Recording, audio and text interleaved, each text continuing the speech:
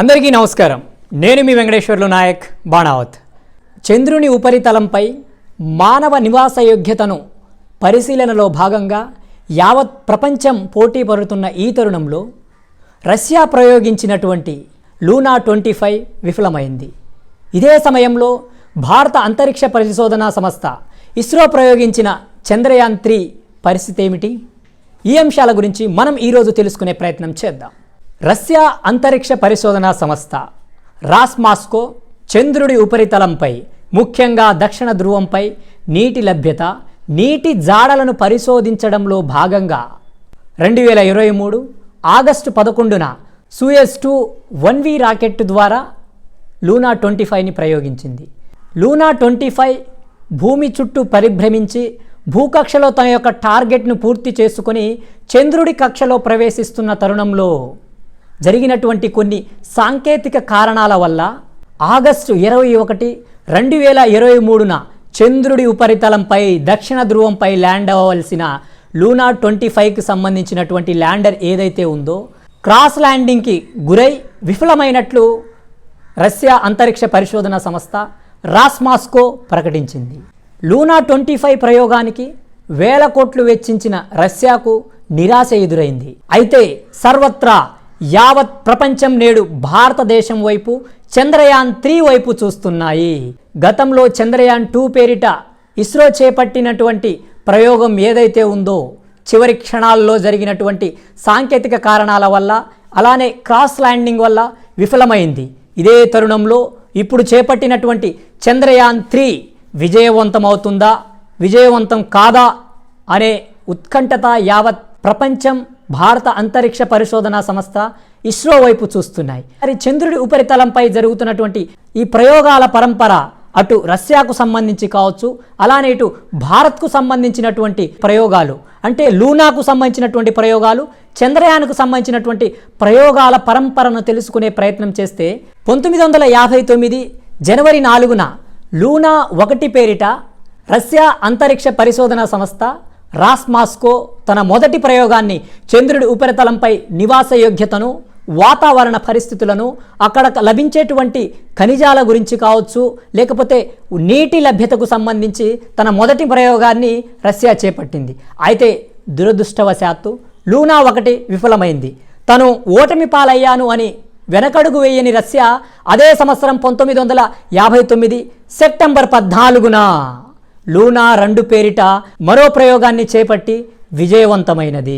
చంద్రుడిపై ల్యాండ్ అయిన మొదటి మానవ నిర్మిత ప్రోబ్గా రష్యా చరిత్రలో తన స్థానాన్ని స్థిరపరచుకొని అంతరిక్ష పరిశోధనలకు సంబంధించి, అలానే చంద్రుడిపై పరిశోధనలు చేసేటువంటి దేశాల సరసన రష్యా తన మొదటి స్థానాన్ని సంపాదించుకొని తన యొక్క పరంపరను కొనసాగిస్తూ ఉంది.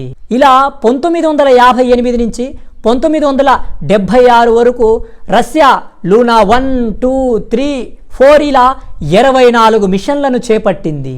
1976 ఆగస్టు 18న రష్యా చేపట్టినటువంటి లూనా 24 ప్రయోగం విజయవంతమై తనకంటూ ఒక చిరస్థాయి చంద్రుడిపై పరిశోధనలు చేసేటువంటి చరిత్రను రష్యా కైవసం చేసుకుంది.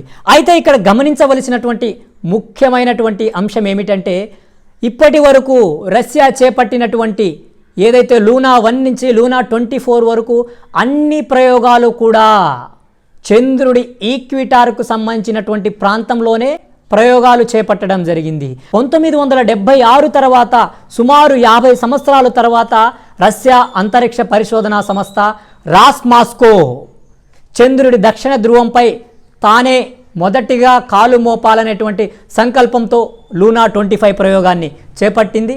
దురదృష్టవశాత్తు అది విఫలమవడం జరిగింది. అయితే లూనా 25తోనే రష్యాకు సంబంధించి చంద్రుడి ఉపరితలంపై జరిగేటువంటి ప్రయోగాలకు ముగించబడుతుందా అంటే కాదు. రష్యా చంద్రుడిపై ప్రయోగాలు చేయడానికి మరిన్ని మిషన్లను ఏర్పాటు చేసింది. ఆ మిషన్లు ఏంటంటే లూనా 26 పేరిట 2027లో, లూనా 27 పేరిట 2028లో, లూనా 28 పేరిట 2030లో ప్రయోగాలు చేపట్టడానికి అందుకు సంబంధించినటువంటి సన్నాహాలను రష్యా అంతరిక్ష పరిశోధన సంస్థ రాస్మాస్కో ఏర్పాట్లు చేస్తుంది. రష్యాకు సంబంధించినటువంటి చంద్రుడి ఉపరితలంపై జరిగినటువంటి ప్రయోగాలను మనం తెలుసుకున్నాం. ఇప్పుడు భారత అంతరిక్ష పరిశోధనా సంస్థ దక్షిణ ధ్రువంపై తానే మొదటిగా కాలు మోపాలనేటువంటి సంకల్పంతో చంద్రయాన్ 2 పేరిట జరిగినటువంటి ప్రయోగం మనందరికీ తెలిసినదే. ఇదే పరంపరలో చంద్రయాన్ 3 పేరిట రష్యా ప్రయోగించినటువంటి లూనా 25కి ఒక నెల రోజుల ముందే 2023 జూలై 14న LVM-3M4 రాకెట్టు ద్వారా చంద్రయాన్ 3 ప్రయోగాన్ని భారత అంతరిక్ష పరిశోధనా సంస్థ ఇస్రో విజయవంతంగా పూర్తి చేసింది.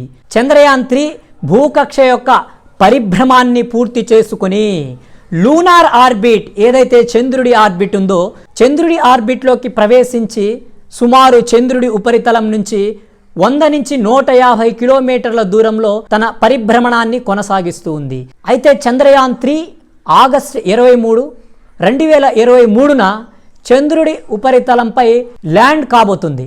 ప్రపంచం మొత్తం ఇండియన్ స్పేస్ రీసెర్చ్ ఆర్గనైజేషన్ వైపు, అలానే చంద్రయాన్ 3 ప్రయోగం వైపు చూస్తున్నాయి. భారత అంతరిక్ష పరిశోధనా సంస్థ ఇస్రో చంద్రుడి ఉపరితలంపై పరిశోధనలకు చేసినటువంటి ప్రయోగాల గురించి మాట్లాడుకుంటే 2008వ సంవత్సరంలో చంద్రయాన్ 1 పేరిట భారత అంతరిక్ష పరిశోధనా సంస్థ మొట్టమొదటిసారిగా చంద్రుడి ఉపరితలంపై నివాస యోగ్యతకు సంబంధించి, వాతావరణ పరిశోధనకు సంబంధించి, లేకపోతే నీటి లభ్యతకు, నీటి జాడలకు సంబంధించి జరిగినటువంటి చంద్రయాన్ 1 ప్రయోగం విజయవంతంగా పూర్తి చేసుకొని చంద్రుడి ఉపరితలంపై నీటి జాడలను గుర్తించింది. మరో మైలురాయిని చేరుకోవాలనేటువంటి ఉద్దేశంతో 2019 జూలై 22 మధ్యాహ్నం 2:33 భారత అంతరిక్ష పరిశోధనా సంస్థకు సంబంధించినటువంటి శ్రీహరికోటలోని సతీష్ ధావన్ స్పేస్ సెంటర్ నుంచి చంద్రయాన్ 2 ప్రయోగాన్ని GSLV MK3 M1 రాకెట్టు ద్వారా విజయవంతంగా ప్రయోగించింది. చంద్రుడి ఉపరితలంపై విక్రమ్ ఆర్బిటర్ సాఫ్ట్ ల్యాండింగ్ చేసేటువంటి తరుణంలో విఫలమైనప్పటికీ చంద్రుని చుట్టూ విజయవంతంగా పరిభ్రమిస్తూ ఉంది.